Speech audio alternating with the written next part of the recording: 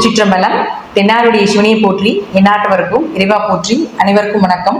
2025 எப்படி இருக்கும் அப்படிங்கிறத நம்ம பார்க்கலாம். இந்த புத்தாண்டுல 4 கிரக பயிற்சிகளாக போகுது. குரு, சனி, ராகு, கேது 4 பேருமே பெரிய கிரகங்கள், வருட கிரகங்கள்னு சொல்லுவோம். இந்த வருட கிரகங்கள் எல்லாமே இந்த வருஷம் மாறுறாங்க. ஒவ்வொரு ராசிக்கும் எந்த மாதிரி பலன்களை கொடுப்பார் அப்படிங்கிறத பார்க்கலாம். குரு பகவானை பொறுத்த வரைக்கும் பெருசா ஒன்றும் பாதிப்பை கொடுக்க மாட்டார். மறைந்திருந்தாலும் ஒரு யோகத்தை கண்டிப்பாக கொடுப்பார். இந்த ராகு வளர்ச்சி கொடுத்தாலும் ஒரு கெடுதலையும் கொடுத்து ஒரு சம்பவத்தை செஞ்சுட்டு போயிடும். கேது அப்படின்னு சொல்லக்கூடியவர் தடை தாமதத்தை கொடுத்தாலும் கூட உங்களுக்கு என்ன மாதிரி விஷயங்களை கொடுப்பார் அப்படின்னு பார்த்துட்டீங்கன்னா, சைலண்டா செய்யக்கூடிய விஷயம் எல்லாமே கேதுங்க. எல்லாத்தையும் பிரம்மாண்டப்படுத்தி செய்யக்கூடியது எல்லாமே ராகு. வெளிப்படைய சத்தமா செய்யறது எல்லாமே ராகு. கேது சைலண்டா சம்பவம் பண்ணக்கூடியது கேது தான். அடுத்தது சனி பகவான். இந்த சனி அப்படின்னு பார்த்துட்டீங்கன்னா இந்த வருஷம் ஏன்னா இருக்கிறதுல 2.5 வருஷத்துக்கு ஒரு தடவை மாறக்கூடிய கிரகம் அப்படிங்கிறது பெரிய கிரகம் அப்படிங்கிறது நம்ம சனியை சொல்லுவோம். அப்ப சனி பகவான் உங்களுக்கு கும்பத்திலிருந்து மீனத்துக்கு போக போறார். அப்புறம் ராகுவோட இணையக்கூடிய ஒரு 2 மாதங்கள், அதற்கப்புறம் பார்த்தீங்கன்னா 2.5 வருட காலங்கள் அந்த வீட்டுலதான் இருக்க போறார். அப்ப சனி பகவான் என்னென்ன பண்ணுவார் அப்படின்னு அனுபவத்தையும் கொடுத்து பாடத்தையும் கற்றுக் கொடுத்து ஒரு ஆசானாக செயல்படக்கூடியவர் சனி பகவான்.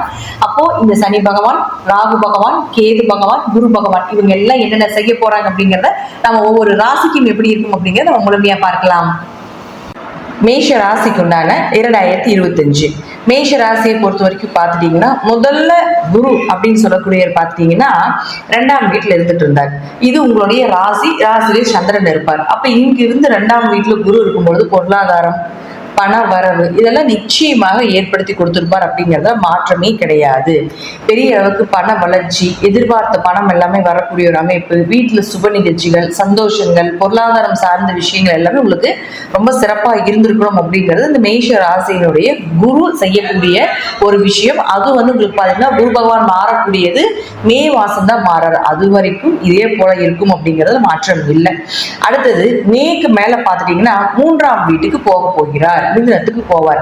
அப்ப மிதுனத்துக்கு போகும்போது என்ன செய்வார் அப்படின்னு பாத்துட்டீங்கன்னா, மேக்சிமம் 3ஆம் இடம் அப்படிங்கிறது பெரிய ஒரு மறைவு ஸ்தானம் அப்படிங்கிறது இல்லை. ஏன்னா 3ஆம் இடம் வெற்றின்னு சொல்லுவோம், 3ஆம் இடம் காரிய ஜெயம்னு சொல்லுவோம், விடா முயற்சின்னு சொல்லுவோம். சகோதரன் அப்படிங்கிறது 3ஆம் இடம் தான். சோ குரு அங்க போகும்பொழுது இது சார்ந்த விஷயங்கள் எல்லாமே உங்களுக்கு சாதகமா இருக்கும். 3ஆம் இடம் அப்படிங்கிறது நம்முடைய கைப்பகுதி. அப்போ கையில என்ன மாதிரி விஷயங்கள், அப்போ குரு அப்படின்னு சொல்லக்கூடியவர் பாத்தீங்கன்னா பணத்தை சொல்லக்கூடியவர். அப்போ கையில பணத்தை எண்ணிக்கிட்டே இருப்பீங்க. ஏதாவது ஒரு பணம் ரோல் ஆகிட்டே இருக்கும், பண வரவுகள் இருந்து கொண்டே இருக்கும் அப்படிங்கிறத முற்றிலும் உண்மை. பெரிய அளவுக்கு நம்ம குருவை மறைவு ஸ்தானமும் 3ஆம் இடத்துக்கு எடுத்துக்கொள்ள வேண்டிய அவசியங்கள் கிடையாது. அடுத்தது பாருங்க சனி பகவான். இந்த சனி பகவான் உங்களுக்கு 7.5 சனியாக வரப்போகிறார். பொதுவா 7.5 சனி அப்படிங்கிறது முதல் சுற்றா இருந்தா கொஞ்சம் கவனமா இருந்துக்கோங்க. அதுவும் தசாபுத்தி நல்லா இருந்தா பெருசா பாதிக்கிறது இல்லை. முதல் சுற்றாக இருந்து உங்களுக்கு சனி திசையோ, ராகு திசையோ, கேது திசையோ, செவ்வாய் திசையோ அல்லது பாதக திசையோ, சூரியனோ இது போல சில சனிக்கு ஆப்போசிட்டாக இருக்கக்கூடிய திசைகள் நடந்தால் கண்டிப்பாக முதல் சுற்றாக இருந்தால் பாதிப்புகள் உண்டு. ரொம்ப கவனமா இருக்க வேண்டும். சொத்தை இழக்கிறதோ, அனுபவத்தை நிறைய கொடுத்துருவார், நிறைய விஷயங்கள் உங்களுக்கு சக்சஸ் பண்ணி கொடுப்பார். இதெல்லாம் இருந்தாலும் கூட முதல் சுற்று கொஞ்சம் கடின உழைப்பும் கொஞ்சம் அடிபட வேண்டிய சூழ்நிலைகளும் உண்டு அப்படிங்கிறது முற்றிலும் உண்மை. இதே 2ஆவது சுற்றாக இருந்தால் நிச்சயமாக பண வளர்ச்சி, பொருளாதார வளர்ச்சி, கடின உழைப்பு, விடாப்பிடியான ஒரு மனம், தைரியம், பயணங்கள், நிக்கிறது கூட நேரம் இல்லாத அளவுக்கு கொடுத்து அதற்கு ஈக்குவலா அதை விட பல மடங்கா உங்களுக்கு வளர்ச்சியும், பணவரவும், தொழில் வளர்ச்சியும், குடும்பம், சந்தோஷம், மகிழ்ச்சி இதெல்லாமே 2ஆவது சுற்றாக இருந்தால் நிச்சயமா கொடுப்பார். அடுத்தது 3ஆவது சுற்று. ஒரு சிலருக்கு தான் இந்த கலிகாலத்துல 3ஆவது சுற்று வருது.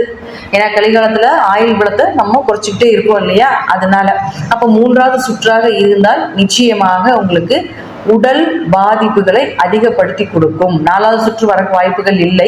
அப்படி இருந்தா அவங்க மிகப்பெரிய ஒரு அதிர்ஷ்டசாலி. 3ஆவது சுற்றாக இருந்தால் உடல் பாதிப்பு, கொஞ்சம் மனம் ரீதியான பாதிப்பு, கொஞ்சம் அதே போல மருத்துவ செலவுகளும் கொஞ்சம் அதிகமாகவும் இருக்கும் அப்படிங்கிறது இந்த 3ஆவது சுற்றாக வரக்கூடிய 7.5 சனியில மேஷராசிக்காரர்கள் நடக்கக்கூடியது. அடுத்தது இந்த ராகு கேதுக்கள்.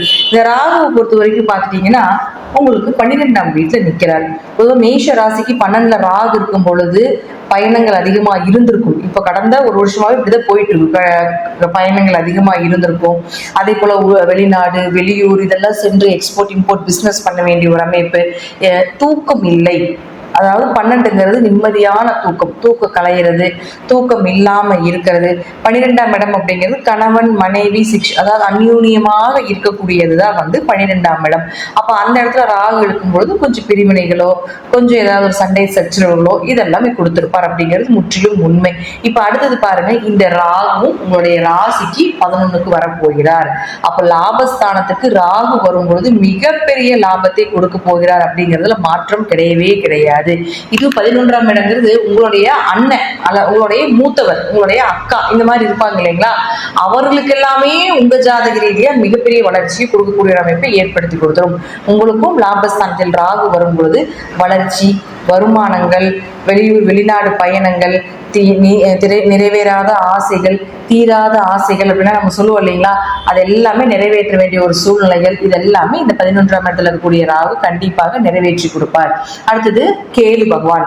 இந்த கேது பார்த்துட்டீங்கன்னா அவங்களுடைய ராசிக்கு 6ஆம் இடத்துல இருந்துட்டு இருந்தார். அப்ப 6ல கேது இருந்ததுன்னா வம்பு, வழக்கு, கடன், மனக்கவலை, வேலையில ஒரு திருப்தியே இல்லைங்க, மனசே ஒரு நிம்மதியே இல்லைங்க, என்ன வேலை செஞ்சா அதுல ஒரு திருப்தி இல்லாம இருக்கு, நிம்மதியாவே இல்லை அப்படின்னு சொல்ற அளவுக்கு இந்த கேது கொடுத்திருப்பாரு. ஏன்னா 6ல கேது இருந்தா நம்ம என்ன சொல்லுவோம்னா, எதிரிகளை ஜெயிக்கக்கூடிய கேதுவாக இருந்தாலும் நோயோ கடனோ வேலையில் ஏதாவது பிரச்சனைகளோ வம்பு வழக்குகளோ கேஸ் சம்பந்தப்பட்ட விஷயங்களோ இதெல்லாம் கண்டிப்பா கொடுத்துட்டு இருந்திருப்பார்.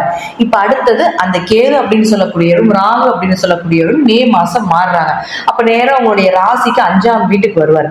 அப்ப 5ஆம் வீட்டுக்கு வரும்போது என்ன செய்வார் அப்படின்னு பாத்துட்டீங்கன்னா, 5 அப்படிங்கிறது குடும்ப ஒற்றுமை, 5 அப்படிங்கிறது குலதெய்வம்.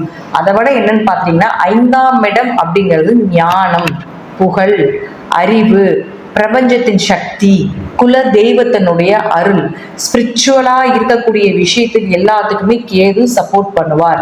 அருளுக்கு மட்டுமே கேது சப்போர்ட் பண்ணும், பொருளுக்கு கேது என்னைக்குமே சப்போர்ட் பண்ணாது. பொருள்னா ராகு தான், அருள்னா கேது தான், அனுபவம்னா சனி பகவான் தான், சந்தோஷம் சுப நிகழ்ச்சிகள்னா குரு தான். இதுல 4 கிரகம் தான் நம்மளைய வருட கிரகங்களாக எடுத்துக்கிறோம். வருடத்துல இந்த மாதிரி எந்த கிரகங்கள் நல்லா இருக்கோ அது சார்ந்த அந்த வருடம் உங்களுக்கு நல்லா இருக்கும். அப்ப 5ல கேது வரும்போது என்ன செய்வார் அப்படின்னு பாத்துட்டீங்கன்னா, குலதெய்வத்தினுடைய அருள், ஸ்பிரிச்சுவல், நிறைய மலை பிரதேசங்கள். ஏன்னா சிம்ம வீட்டுக்கு வரும்பொழுது மலை பிரதேசம், காடு இதெல்லாம் தான் சிம்ம வீடுன்னு சொல்லுவோம். அப்ப அங்க வரும்பொழுது என்ன பண்ணுவாருன்னு உங்களை அந்த மாதிரி இடத்துக்கெல்லாம் ஸ்பிரிச்சுவலா இருக்கக்கூடிய இடத்துக்கு எல்லாமே நிச்சயமாக இந்த மேஷராசிக்காரர்களை கூட்டிட்டு போவார்.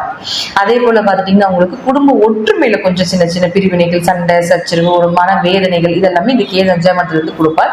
கொஞ்சம் 5ஆம் இடங்கிறது குழந்தைகள் இல்லையா, அப்ப குழந்தைகளுடைய ஆரோக்கியத்துல இதுல கொஞ்சம் கவனமா இருங்க. அவங்களுக்கு ஏதாவது ஒரு மறதியோ அல்லது படிப்புல ஏதாவது ஒரு மார்க் கம்மியா வர்றது அல்லது ஒரு திருமண வாழ்க்கை ஏதாவது ஒரு பிரச்சனைகளோ அதன் ரீதியாக உங்களுக்கு ஒரு மன பாதிப்புகளோ அப்படிங்கிறது கேது ஏற்படுத்தி கொடுப்பார் அப்படிங்கிறது முற்றிலும் உண்மை. ஸோ 5 ஸ்பிரிச்சுவலுக்காக இருக்கக்கூடிய ஒரு பிளேஸ், புகழ், ஞானம், ஜோதிடம் படிக்கிறவங்க, ஞானம் சார்ந்த சாஸ்திரம் சார்ந்த துறையில் இருக்கக்கூடியவர்களுக்கு அதிக ஞானத்தை கொடுக்கறது கண்டிப்பாக இந்த கேது நல்லா சப்போர்ட் பண்ணும். அதே போல பொருளை தேடி போறவங்களுக்கு இந்த கேது எப்பவுமே சப்போர்ட் பண்ண மாட்டார். அதுக்கு இந்த ராகு 11க்கு சப்போர்ட் பண்றதுனால அருளும் பொருளும் இந்த வருஷம் இந்த மேஷ ராசிக்காரர்களுக்கு இரண்டுமே கிடைக்கும் அப்படிங்கிறது முற்றிலும் உண்மையான ஒரு விஷயம் அப்படிங்கிறத நாம எடுத்துக்கலாம்.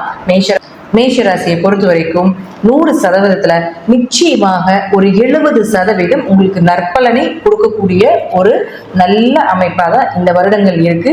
ராகுனால நல்ல லாபத்தையும், கேதுவால உங்களுக்கு நிச்சயமாக ஒரு ஞானத்தையும், சனி பகவானால ஒரு அனுபவத்தையும், அதே போல குரு பகவானால ஓரளவுக்கு பண வளர்ச்சியும் இந்த வருடம் இருக்குது அப்படிங்கிறது முற்றிலும் உண்மை.